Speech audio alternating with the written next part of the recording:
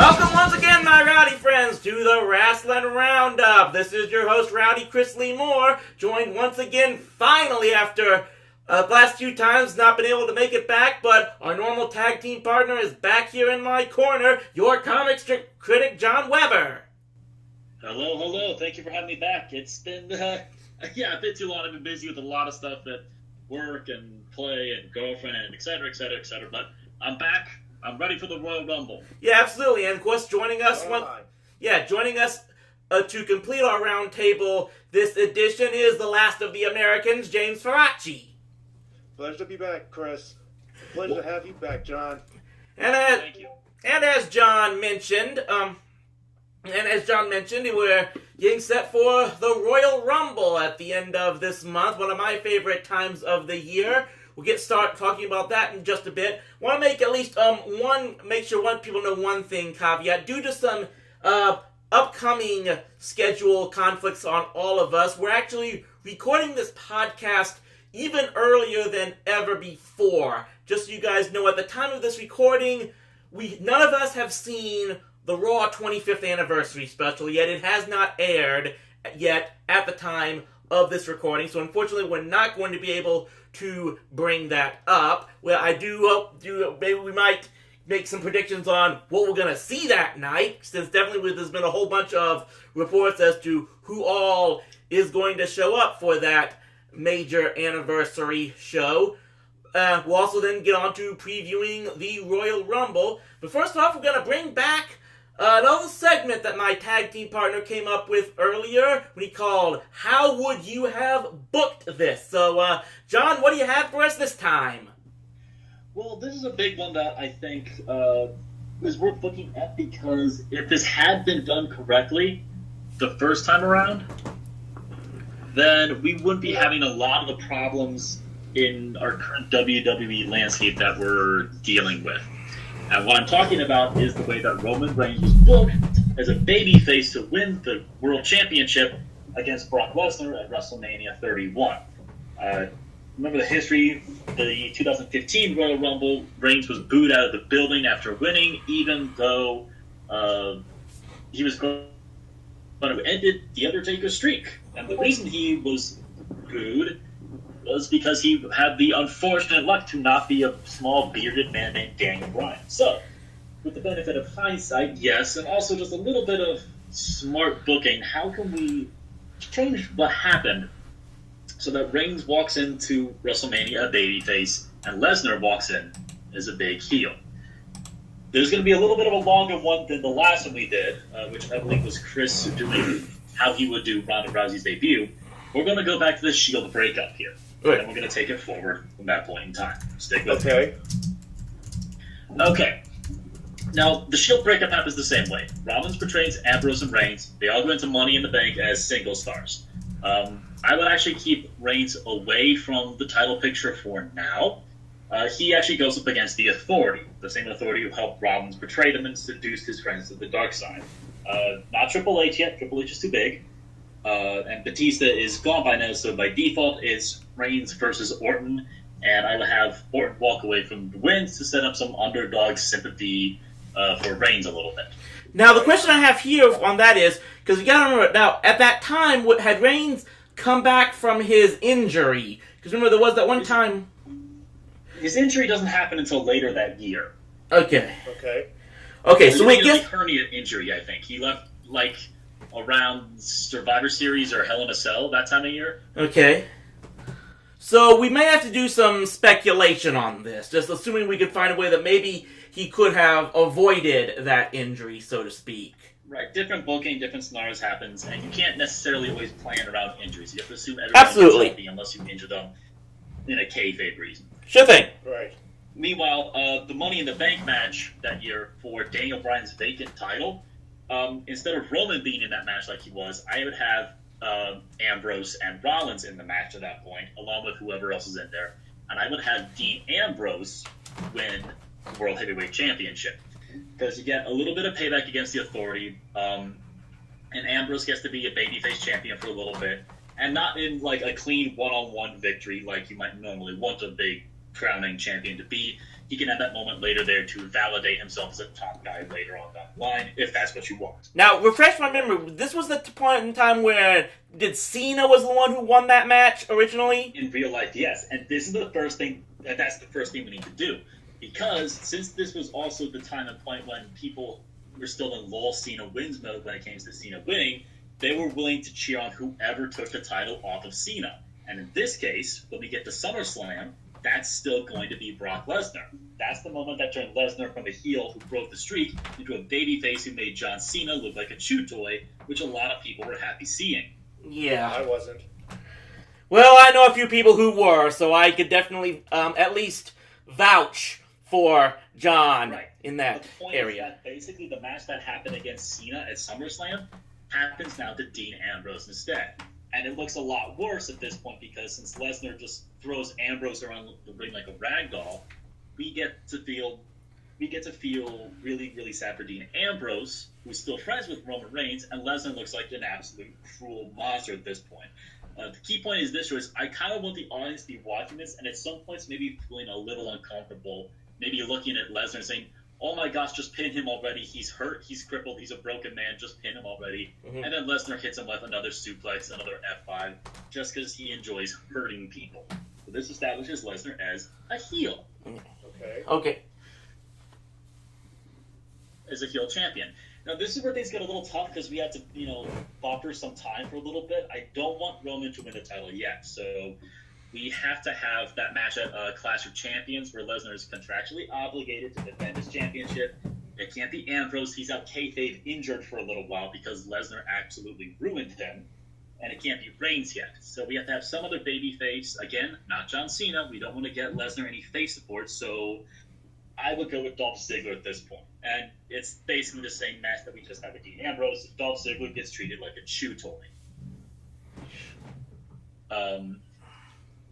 But Dean Ambrose and Roman Reigns team up a little bit before the Royal Rumble. They can maybe get like a TLC win against somebody to get a little bit of babyface momentum going forward. And Ambrose says, at the Royal Rumble, I'm invoking my contractually obligated rematch against Brock Lesnar. I want my title back. And he looks kind of nervous about it, but, he's willing to go the distance and say, yeah, Lesnar's scary, but, I know what I'm getting myself into. You can make it an Extreme Rules match if you want to. Okay. You can have a regular match, but the point still stays the same. Again, Lesnar's going to win at the Royal Rumble. Of course. So it's a match with Brock Lesnar and Paul Heyman in his corner, and Dean Ambrose with Roman Reigns, his brother, who's still his friend after the Shield, in his corner. It's just murder. It's like that scene from Rocky IV where Apollo Creed gets murdered by Ivan Drago. Yeah, I still remember that one. I still remember that. Yeah. So at this point, after the match is over, 1, 2, 3, Dean Ambrose is pinned. Lesnar retains his title. And Lesnar is still laughing, looking at poor, crumpled, barely staggering around on hands and knees Dean Ambrose. Lesnar picks him up for an F5, and that's where Roman has enough. Roman jumps in the ring, spears Lesnar through the torso to save his best friend, and then Lesnar and Heyman run off together, not wanting to deal with Roman. We'll get a little heelish cowardice in there, and Roman helps his poor friend to the back, and now we have a better motivation for Roman wanting to face Lesnar. It's, hey, Lesnar, you really hurt my best friend. I want to kill you for that. Not just, I want the world title because reasons. Yeah. Right. So at that point, then during the actual Royal Rumble match, Roman enters around, and somewhere around the 8th to 11th or 12th man, and he gets a big streak going. He's eliminating people left, right. He finally wins the Royal Rumble to go to WrestleMania, and now we have a situation where people want this guy who's avenging his best friend going up against this guy who killed his best friend and ended the streak. So hopefully it's a much more better scenario when Reigns actually takes the title off Lesnar at WrestleMania 31. I get what you're saying here. Definitely, I definitely could see the situation where this might make Roman more likable because, in hindsight, now that we've seen with the Shield reunion and everything, Roman does become a more likable personality when he's still connected or paired up to one of his two, fellow Shield members. So that connection definitely can be would definitely be the motivation where they could finally see that happening. Sure. Right. Yeah, I see that happening too. Right. And at that point, if you wanted to still have Rollins cash in to have that, it's sort of a bit like Daniel Bryan losing the title when Randy Orton cashed in. The victory immediately taken away from you. You could do it if you wanted to build up that match towards Triple H. I wouldn't. 32. I personally wouldn't. I'm saying you could if you wanted to. So Yeah. Going home happy. I think if I just wouldn't. Yeah. There's a couple other benefits to this as well. You don't build up Lesnar so strongly that it puts him in this situation where it looks stupid when anybody beats him, which is kind of where they are right now with him. It keeps Reigns having actual sympathetic motivations. It keeps the authority field building a little longer. And I just think that it's a much better story with actual motivations behind it besides just I want to win the title, which I don't think is ever really the best of motivations on its own. Yeah, definitely. The only thing I would change, like I said, I would keep Rollins out of the title match if it would with that same situation you brought up, and then I think after Roman wins the title at some point soon later on, Rollins then makes his announcement to cash in that he's going to try and take the title on him, and that might help with it as long as we're now absolutely certain that make sure that Rollins is still associated with the authority. That would really help continue to make Rollins into a heel, because maybe could work, because that was like the ultimate big problem to me with the finish of the actual match at Mania 31 is that what you really had there, I mean, you said that Lesnar was supposedly was the de facto face in that match. I didn't really see that happening. I saw, when that match started, I saw a match between two guys that almost nobody wanted to win. That no one was really interested in either side winning. So when Rollins came out, he became the de facto face of the match. And that kind of wrecked him being a heel almost for the rest of his career so much. Exactly.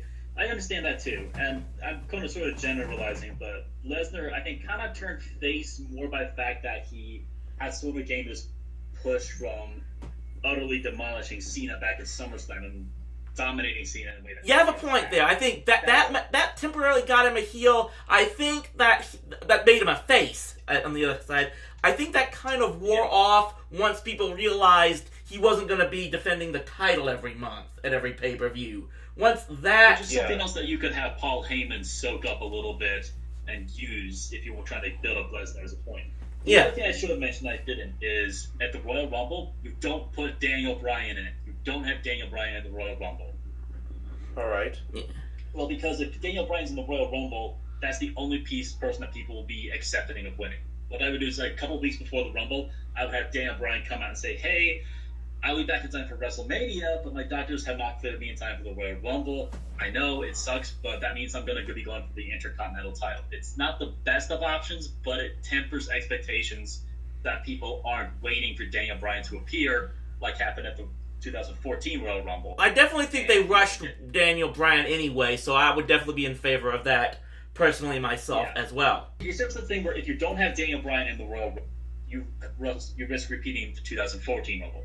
And if you put Daniel Bryan in the Rumble and you eliminate him early, or you don't have him win, then you run to what happened in the real life 2015 Royal Rumble. So the only option is you tell people that Daniel Bryan isn't going to be in the Rumble. It sucks, but then people at least say, well, we know Daniel Bryan's not going to be in it, so who else do we have win? Maybe the guy who's Dean Ambrose's best friend who wants to sort of get his Batman-style vengeance on him. Yeah, I hear where you're coming from, John.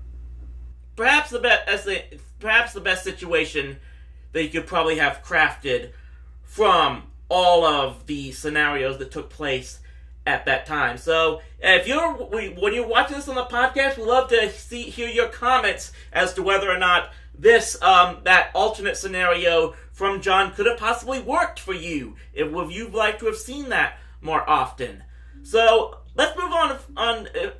Again, I guess we'll just make a slight prediction with the 25th anniversary of Raw that's coming up on Monday. Of course, probably by the time this podcast gets posted, you probably will already have happened. So let's try to make us look like idiots and say, what do you expect to see happen on this night?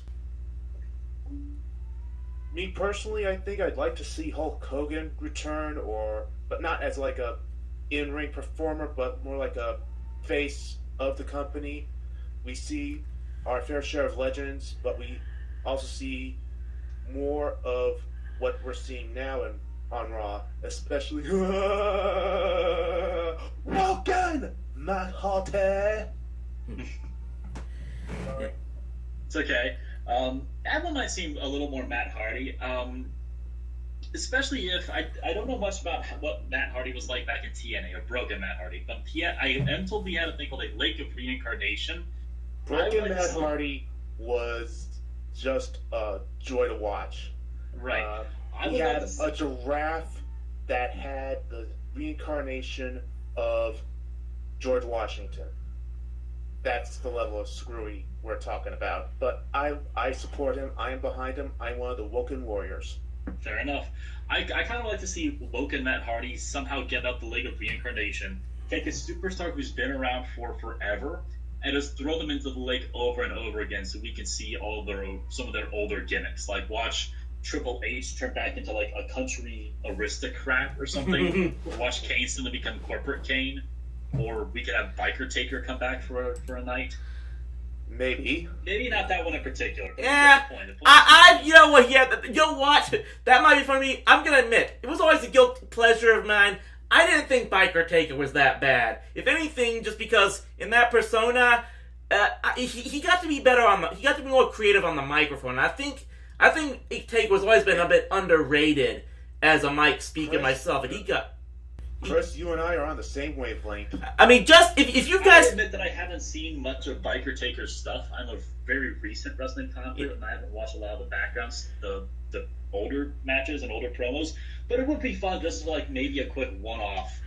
Here's what I'll say. Here's what I'll say to you guys. That if you guys have the WWE Network, go to their archives and hunt down the first episode of SmackDown that Biker Taker appeared in, and the promo he cuts with Vince that night, it's just glorious. Absolutely what he does. I'll try to. I don't remember what date it was. It was in 2000. It was right after the Judgment Day pay-per-view. I don't have the exact date. I'll try to see if I can send it to you guys later. But that was one of Taker's best stuff ever on any persona, just for me. So, yeah, so we got the 25th anniversary of Raw coming here. I'm confused. Is it coming from the Barclays Center or the Hammerstein Ballroom? I think it might be coming from the Barclays Center. Yeah, would make more sense. And I guess... A quick Google search says it's going to be at the Barclays Center, yeah. Okay, yeah, that does kind of make more sense. They'll probably show some old shots from the old Hammerstein Ballroom. Was it the Manhattan Center? I don't remember if that's the same place that just got a different name. That's kind of always screwed me over, so to speak. I'm sure we're probably going to see... I'm also going to see The Rock show up again. Cena's going to be back for certain. Stone Cold? You think Stone Cold's coming back?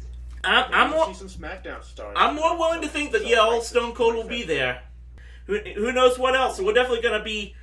By the time you guys you all out there see this podcast, we'll have figured out for ourselves, hopefully, who all made it there for the 25th anniversary. But now, let's move on to the big one. This is probably one of my favorite shows of the year. I've gotten to see it twice in person. Same here. The Royal Rumble match. The Royal Rumble itself, just one of the most creative and fun overall matches. Unfortunately, that means usually... Here we got a women's version coming. We'll get into that in just a bit, absolutely. Of course, and the good thing about that is with two Rumble matches, that kind of makes this show even more interesting than before, because let's face it, the one downside of this pay-per-view is the other matches are just kind of real filler pieces.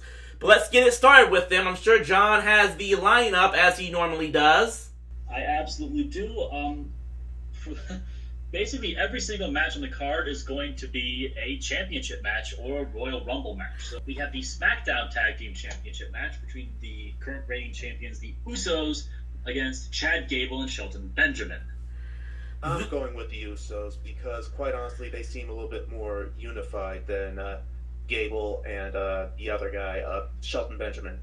This is a tricky one for me because it does mean it could have gone either way for me to start with, and then I don't know the full details on this, but of course you probably have heard that one of the Usos had some legal troubles outside of the ring recently. Oh boy.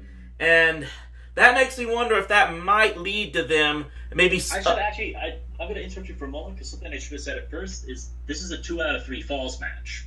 Oh yeah, absolutely. That changes anybody's predictions at all. Well... No, not mine. Yeah, I don't know, but just the fact that due also combined with the fact that I think they really want to try to finally push a guy like Chad Gable, I could kind of see Shelton and Chad taking the titles in this match. Okay.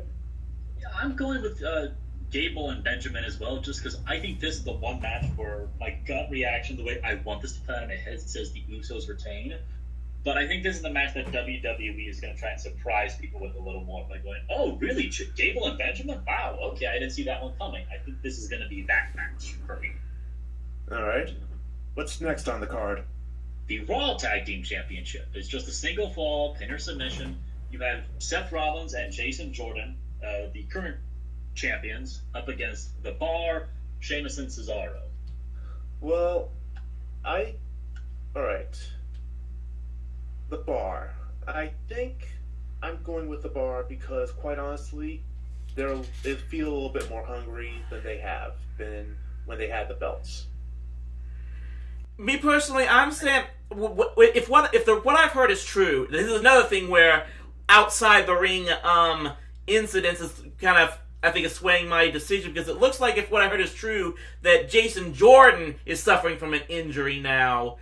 I'm almost certain that if this is going to cause them to put the belts back on Cesaro and Sheamus, and they may have to do. And they say that Jordan hasn't even been cleared for action for quite some time. So it's going to be some interesting to see how, are they going to jump Jordan backstage before, and then Rollins is going to have to take it on himself one way or the other. But either way, I do see The Bar reclaiming the titles on this night.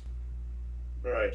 See, I didn't know that Jordan was injured, which is messing with how I'm thinking about this. But I would say that Rollins and Jordan are still going to hold on to the titles because if they have the titles on them, it's still a reason for them to be together. Whereas if they lose the titles, Jason Jordan still really looks like the kind of guy who would not normally be with Seth Rollins. But if they have the titles together, then they sort of have to stick together, which continues to make their relationship and their chemistry and everything. We'll have to wait and see. Okay, we have a handicap match for the WWE Championship. AJ Styles, the champion, versus a tag team match? A tag team of Kevin Owens and Sami Zayn. Okay. I've seen AJ Styles. I've seen Sami Zayn and Kevin Owens. Possible 2-on-1s. And this might probably lead to them calling it quits as a team. Or maybe if I know WWE booking, they will probably go with the idea for Sammy to tag Kevin and just be okay with it, and then later on down the road, maybe turn on Kevin to get the belt. This one's tricky for me. I'm not sure. Because part of the problem with this is when you're booking this, you're also having to sort of book who your champion at WrestleMania is probably going to be, because the Elimination Chamber is a Raw event this year, unless you're changing the champion on SmackDown TV, which could happen, but I don't see it happening that way. So you're saying AJ might win? My gut reaction still wants to say that Kevin and Sammy might both try and get a little greedy. They'll fight. AJ will take advantage of their discord, which incidentally is not a reference to the program we're using to record this podcast on. Yeah, we have finally switched to Discord after John's pretty much gotten fed up with all the problems he had with Skype. Apparently, Microsoft thinks I'm a terrorist or something because Skype won't let me log in for a security risk. Which is why he's basically telling Microsoft, you're fired! Absolutely. Damn straight. It's true. It's damn true.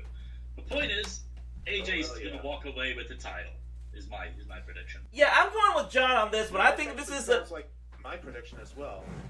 Yeah, I'm going with that as well. I think this is just one of those overcome the odds match they're trying to do to make AJ look like a strong champion, because for the moment I think they're running with AJ Styles being the champion on SmackDown, which personally I'm all for at this moment. Oh yeah.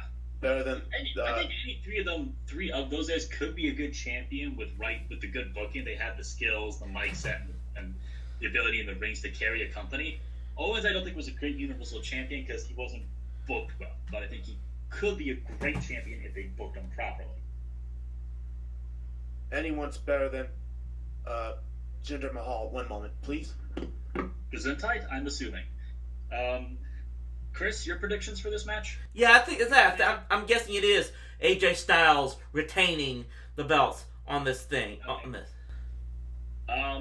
Then we have the WWE Universal Championship match, a triple threat between the current champion, Brock Lesnar, with Paul Heyman, of course, at ringside, versus Braun Strowman, the Monster Mall Man, versus the Devil's favorite Demon Kane, almost headlining a pay-per-view in 2018. 2018 is what the year we're in right now.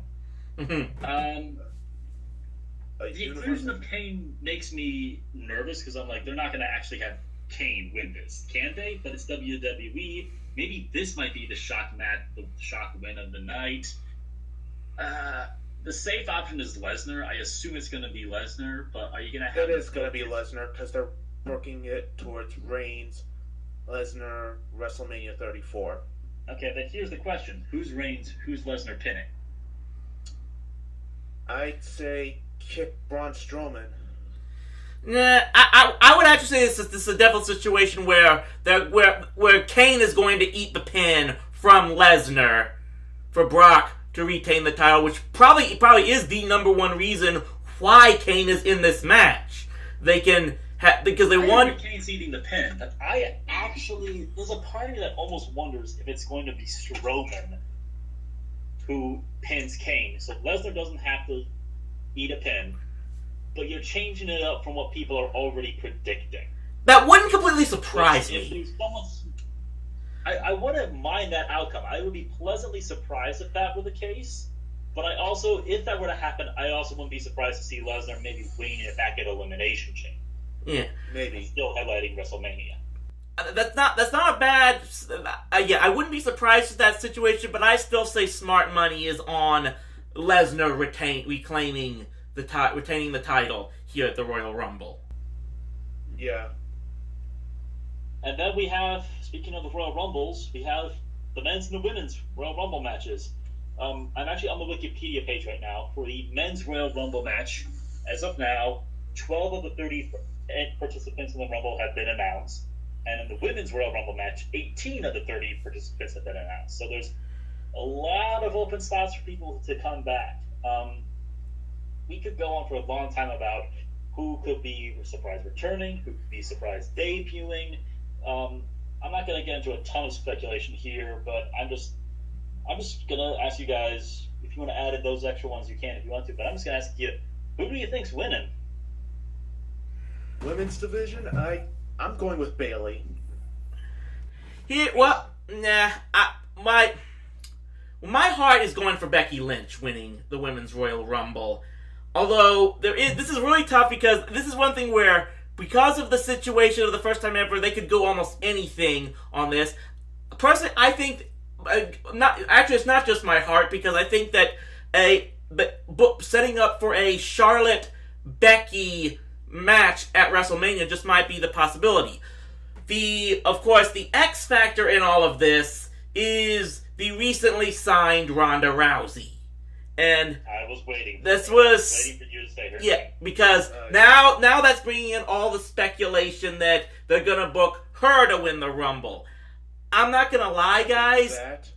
A small part of me wouldn't mind watching that just because of how many Smarks are going to get pissed the F off by it.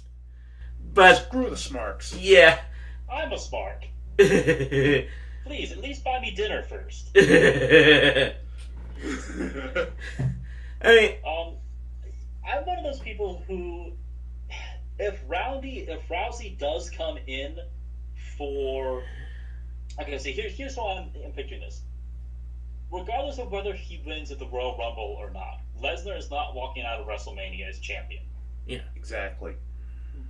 But if they still want like a dominant MMA style champion in WWE, there's still like not many names bigger in the MMA on a household level as like maybe Conor McGregor, but he's not in WWE. So if they wanted to go that shock factor, ride the initial hype wave through WrestleMania season, I can absolutely see Ronda Rousey winning it. Although I would be perfectly happy with Becky Lynch winning as well, even maybe Asuka. This is one reason I'm really looking forward to this, because we really don't know exactly who could possibly be winning this at this time. The only other prediction I kind of had at first was I had a feeling that, the question of how is Nia Jax going to get eliminated. Originally my guess was this is where you'd see Piper Niven make her WWE debut, and they would basically take each other out in this match. But I haven't heard any information as to whether or not she's actually signed with the company now, one way or another, so no, I'm not so sure that actually will happen, to be honest. I like that booking decision, but I'll add this. I'll edit your booking a little bit. If it's not Piper Niven who eliminates Nia Jax, it's Awesome Kong. If she's... mean Karma? Did I? Yeah, I'm sorry. Again, this is where my lack of older WWE knowledge is failing me a little bit. I apologize. Yes. Well, wait and see if that happens as well. Now I think. Okay. My apologies on that, folks. Sure thing. Yeah. But I'm expecting Rousey to win, is who I'm putting my money on, but I would not be upset if it was Becky Lynch or Asuka either. Yeah. I'm standing with Bayley. All right. And then the men's Royal Rumble match. All right. Who do we have in the lineup so far? We have Elias, Randy Orton, Shinsuke Nakamura, John Cena, Finn Balor, Baron Corbin, Woken Matt Hardy, Bray Wyatt, Rusev, Aiden English, Apollo Crews, and Titus O'Neil. These are the people who are confirmed to be in the Royal Rumble match as of today. Samoa Joe was going to be in, but he apparently was pulled out due to injury. Right. Maybe he make a shock return, but I very much doubt that to be the case. Keep in mind that Lesnar, Strowman, and Kane are also going to be in the building, as are Styles, Owens, and Zayn. Maybe Rollins, Jordan, Cesaro, Sheamus, the Usos, Gable, and Benjamin. Everyone else who was all on the card earlier is going to be in the building. And as Roman Reigns proved to us last year, just because you had a match earlier that night doesn't mean you don't get to take part in the Rumble. Maybe The Miz will show up in the match. I wouldn't be surprised if The Miz showed up. I don't think he'll win it, just because that would mean we'd be getting The Miz versus Brock Lesnar for our main event. And, oh boy! Yeah! If Kofi's in there, we are going to see something spectacular to see how he avoids getting eliminated. That's usually what he does. As for my prediction for who's going to win, it's going to be Reigns. I would actually... Reigns, all the way. Okay. I understand where you're coming from, because we are getting Reigns versus Lesnar, but here's the thing with that. Knowing that they're in Philadelphia where they had this horrendous Royal Rumble event 3 years ago when Reigns won, and knowing that you now have a split title where you could have a SmackDown superstar win instead, are you not going to go with the SmackDown star instead? Well, if it is a SmackDown star, I would either go with, if they're in there, either Owens or Zayn or probably Orton at the outside. I mean, Cena's a free agent, so he could be there. He could do it. Yeah, I hear. Well, you brought that thing up. I think you brought this up first, John. Like I said, everyone seems to know that Reigns versus Lesnar is the main event at WrestleMania. I'm agreeing with you that I don't think they'll do it they'll have him get the title shot here by winning the Rumble because for those very reasons. That's why, especially because of that crowd and because of I really think that guys like Triple H really like this guy. My gut is telling me they're gonna give the win to Shinsuke Nakamura. They're setting up Nakamura versus AJ Styles for the WWE title at WrestleMania. Really? That's my safe prediction as well, because Shinsuke's over with Smart, so you don't have to have that match necessarily be the last match of the night. So you have your WWE corporate-friendly event for the marks and for the very casual fans in Reigns versus Lesnar. You have your very smart-friendly internet wrestling community favorite match with Styles versus Nakamura. That could be a very good way of going about it. I'm going to say probably Nakamura as well, or it could be Zayn or Owens. If it's not Nakamura, I really would love to see a proper pay-per-view event where the Sami Zayn and AJ Styles match. Right. Yeah, I think they're really going to try and sell, the history that probably AJ and Nakamura had back in Japan and other areas to really hype that match up. So that's why I'm getting the feeling that's where they're going to go with this match. Of course, we're all going to find out on Saturday. Was it Sunday? Sunday, January 28th, day before my birthday. I'll be in California doing a bunch of filming for Rowdy and Friends with Rosen on that day. Hopefully, I'll be able to catch it. That's at least a good thing about WWE Network is that it's going to start at 4:00 California time, but because of the WWE Network, I could start it up from the beginning at any time. I know, I love that. I'm going to be catching NXT Philadelphia later after it airs because I'm doing something earlier that evening. So I'm just going to check out the Rumble match-up from the start here on the East Coast about, I think, maybe 7 p.m. Eastern Standard Time. We'll wait and see. Okay. So anyway, we're definitely gonna find out when the road to WrestleMania starts this Sunday, January 28th. Before we sign off here, James, you have some shout-outs to make? Yes, first off, I want to send a shout-out to one Brian Zane, who's starting a DDP yoga journey. I'm on a similar journey myself. I've been doing the DDP yoga program for a while. At my worst, I was at 330. Now I'm down to 297. I also want to wish him the best of luck. I hope he does well. It works. I know. You just got to keep at it. And I also want to send a shout-out to, we're recording this January 20th, and today happens to be Gus Webb, a.k.a. the Nostalgia Kid's 20th birthday. Happy birthday to you, Gus. I also want to wish my nieces Madison and Mallory, who turned 15 on the 18th of this month. Happy birthday, guys. And I want to wish my youngest niece, Vivian Lee, who turned 5 on the 9th of January. I want to wish her a happy 5th birthday. Happy 5th birthday, Vivian. Uncle Jimmy loves you guys.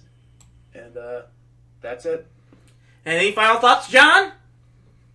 I don't have as many shout-outs to give, but since I started watching wrestling, my first Royal Rumble was the 2015 one. I'm hoping that I at least get a winner that I'm really, really happy with, because I have not really had that yet. Yeah. Like that WWE, work with me, please. Yeah, I've had the very good fortune of being able to watch the Royal Rumble in person. Trying to remember what year it was. It was 2006, I believe it was. The one where The Undertaker won in San Antonio, which a lot of people consider like one of the better Rumble matches of all time. Also got to see last year's match from the Alamo Dome, much more different setting. Like I said, not going to be there in Philadelphia, I'm going to be in LA, but it's definitely something I'm going to try to catch on and watch and just see where all the craziness goes. So, once again, I want to thank everyone for listening For my colleagues John Weber and James Faraci, this is Chris Lee Moore saying once again, thanks for tuning in to the Rasslin Roundup. We'll see what happens this January 28th from Philadelphia. And until next time, stay rowdy, my friends. Backstreet Atlanta, yeah. Backstreet in the whole U.S.